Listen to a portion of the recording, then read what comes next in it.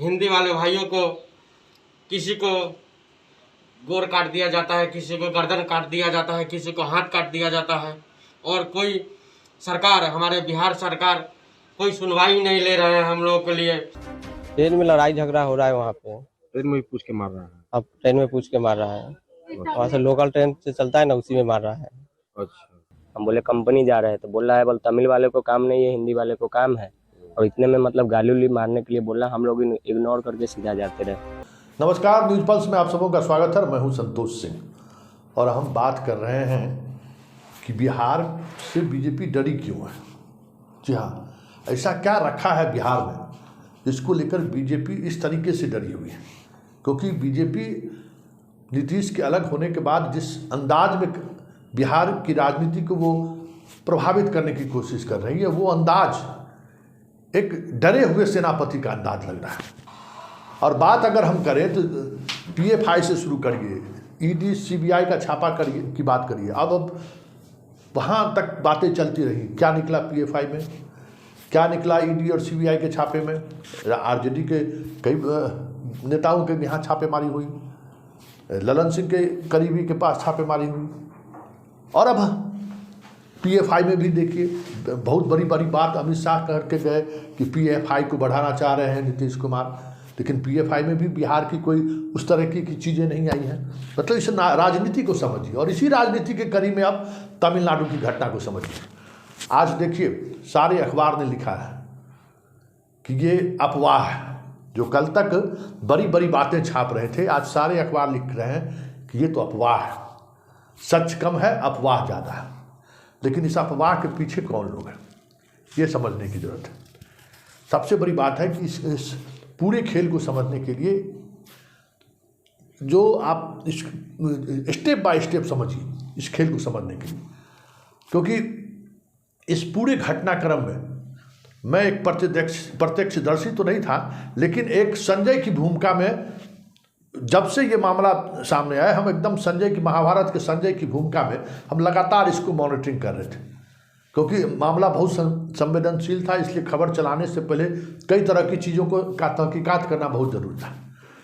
हम आपको जानकारी देते हैं। तारीख 1 मार्च, नीतीश कुमार का भी जन्मदिन था और स्टालिन का भी जन्मदिन था, तमिलनाडु के मुख्यमंत्री का। तेजस्वी जाएंगे ये तय था। जैसे ही तेजस्वी पटना से बाहर निकले तमिलनाडु के लिए, एक तनवीर नाम का व्यक्ति ट्वीट करता है जिसमें कुछ वीडियो रहते हैं। और उसके बाद वो वीडियो इस कदर वायरल हुआ कि थोड़ी देर में ही 5 बजे के करीब, 1 तारीख के मार्च को शाम के 5 बजे के करीब एक फ़ोन आता है मेरे पास, पुलिस अधिकारी, सीनियर आईपीएस अधिकारी का, कि संतोष जी ये तनवीर कौन है, ज़रा इस ट्वीट को देखिए। हालांकि ट्वीट के देखने से ही हमें समझ में आने लगा था कि कुछ न कुछ खेला चल रहा है। और उस इन्फॉर्मेशन को हम मतलब सत्यापित करने के लिए अपने ही बिहार कैडर ने अपने ही बिहार के रहने वाले, सहरसा के ही रहने वाले हैं, वो वहाँ अभी डीजी हैं तमिलनाडु में, उनसे हम संपर्क साधने की कोशिश की।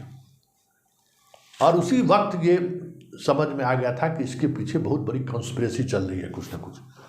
क्योंकि देखिए, होली के समय वैसे ही लोग घर के लिए रवाना होते हैं, लेकिन ये खबर कि 12 लोग मारे गए, 15 लोग मारे गए, जहाँ जितनी जुबानें सोशल मीडिया पर खबरें चल रही हैं, इस कदर चलनी शुरू हो गई कि शाम होते होते, जब तक तेजस्वी का भाषण की बात चर्चा में होती, उससे कहीं अधिक चर्चा तमिलनाडु में बिहारियों की पिटाई की चर्चा होने लगी। और कल 2 तारीख को तो सदन में जो स्थिति हुई, आप देखें कि किस तरीके से चीज़ें सामने हुई। मीडिया ने भी उसी अंदाज में खबर चलानी शुरू हो गई। जो भी लोग वहाँ से आ रहे थे, उनसे लोग रिएक्शन लेने लगे। सभी लोग यही कह रहे थे कि हाँ, फलाने जगह ये हुआ है, आपके मेरे साथ नहीं, लेकिन बहुत लोग मारे गए। इतना संवेदनहीनता उचित नहीं है सरकार की। माननीय नेता प्रतिपक्ष, आप उसको सरकार को दे अध्यक्ष महोदय, क्योंकि माननीय नेता प्रतिपक्ष कल से ही व्याकुल है इस इशू को लेकर के। आप शांति बनाए रखे। सुने माननीय उप मुख्यमंत्री जी का। अरे बस सुन तो लो। अरे आप स्थान तो ग्रहण कीजिए। नहीं, आप ही सुनाइएगा। सरकार का नहीं सुनिएगा। अन पार्लियामेंट्री है क्या? सुनने अन पार्लियामेंट्री है कह क्या? रहे हैं। उनका भी सुन लो। अरे हम तो सुन कहते तो हैं लो। कि आप दे दीजिए। आप काहेला नाम मेरा बोल रहे थे जब सुनना ही नहीं है तो? अरे मान आप बोल रहे थे ना हम बोले। आप सरकार तो के सुन तो द्वारा लो, कुछ बैठाओ सुनने अपने के लोगों लिए ही ना तो बात आप कह रहे हैं, तो वो कह रहे हैं सरकार आप सुनिए। हम पहली बार हम नहीं, कई बार हमने पहले भी कहा कि इन लोगों का काम केवल अफवाह उड़ाना है और नकारात्मक सुन लीजिए ना, आप बोलिएगा ना भाई, बैठिए ना। केवल नकारात्मक राजनीति करना, बोलेंगे भारत माता की जय, लेकिन जरा पूछो तमिलनाडु भारत का ही अंग है क्या? तमिलनाडु भारत का ही अंग है ना। जब भारत माता की जय आप लोग कहते हैं तो आपस के प्रदेश में घृणा क्यों फैलाते हैं? ये कौन सा देशभक्ति है भाई? पहली बात कि अगर कोई ऐसी घटना होगी तो ना यहाँ की सरकार ना वहां की सरकार इसको टॉलरेट करेगी। अगर ऐसी कोई बात अगर हुई भी होगी अरे कहिए तो ना। सरकार जो है उन दोषियों बैठिए को ना। बख्शने का आप काम बैठिए। बिल्कुल नहीं करेगी महोदय। और सच्चाई क्या है कि जिस वीडियो के सहारे इस मामले को फैलाया गया वो वीडियो फेक था। पहली बात, एक बिहारी मजदूर की जो हत्या हुई है उस हत्याकांड के सारे अभियुक्त धनबाद के रहने वाले, जिस जमुई के बिहारी मजदूर की हत्या हुई है तो उसमें भी वो एंगल नहीं है।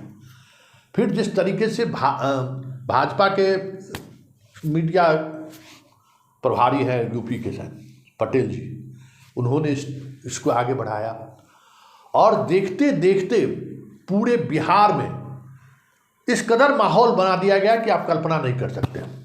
जरा एक हम वीडियो फुटेज आपको दिखा रहे हैं, जरा वो फुटेज देखिए और देखिए कि किस तरीके से भड़का रहे थे लोग टीका लगा के। मतलब भाई आप होशियारी भी कीजिए तो होशियारी के लिए भी अक्लमंदी होनी चाहिए, लेकिन वो अक्लमंदी भी नहीं कर पाए। टीका लगा के मुंह बांध के वीडियो चला रहे हैं। उनकी भी पहचान हो गई है कि वो जनाब कौन है। जल्द इनकी भी गिरफ्तारी होगी, पुलिस की नज़र इन पर भी है। तमिलनाडु में हूँ और तमिलनाडु का एक अभी बहुत दुख का बात है जो हिंदी वाले भाइयों को किसी को गोर काट दिया जाता है, किसी को गर्दन काट दिया जाता है, किसी को हाथ काट दिया जाता है और कोई सरकार, हमारे बिहार सरकार कोई सुनवाई नहीं ले रहे हैं हम लोगों के लिए। हम लोग साउथ इंडिया में आए हैं कमाने के लिए और मान लीजिए हम लोग के साथ यहाँ पर गलत हो रहा है, इसका जिम्मेदार कौन है? कि किस तरीके से पूरे बिहार में एक माहौल बनाया गया। देखिए तमिलनाडु में हिंदी को लेकर दुर्भावना नहीं है, ऐसा नहीं है। हिंदी को लेकर ज़बरदस्त विरोध है, लेकिन उस विरोध को इस तरीके से बिहार से जोड़कर, क्योंकि वहाँ पे जो कार्यक्रम था वो विपक्षी एकता का एक बड़ा मंच तैयार किया गया था स्टालिन के जन्मदिन के मौके पर, और उसी खबर को या उस विपक्षी एकता को लेकर जो माहौल बनाने की कोशिश हो रही थी उसको कैसे हम मीडिया की खबरों से दूर करें, या फिर वो खबरें बिहार के गांव तक ना पहुंचकर कुछ और खबर पहुंचे। तो ये सारी खबरें प्लांट की गई। 2 महीने पहले का वीडियो का इस्तेमाल किया गया, सारी एजेंसी लग गई और अब वही अखबार जो इस खबर को पूरे प्रमुखता से छाप रहे थे, FIR भी हुआ है, आज खुद वो कह रहे हैं कि ये पूरी तरह से अफवाह है। तो ये समझने की ज़रूरत है कि यही स्लीपर सेल इसी तरीके से काम करता है, जिस तरीके से तमिलनाडु की घटना में ये चीज़ें सामने आई और किस तरीके का माहौल बनाया गया।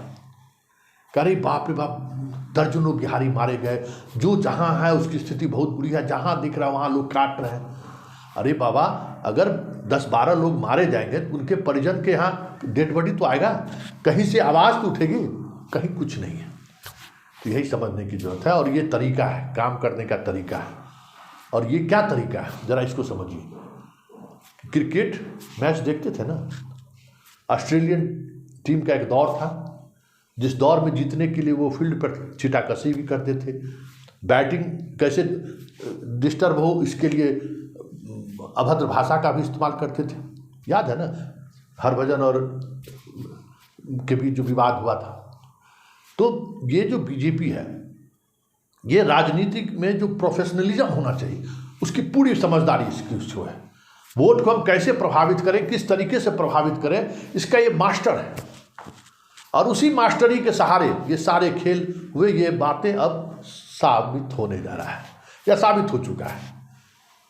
तो जो चीज़ आप देख रहे हैं वो सत्य नहीं है, जो कुछ आप सुन रहे हैं वो सत्य नहीं है, ये समझने की जरूरत है।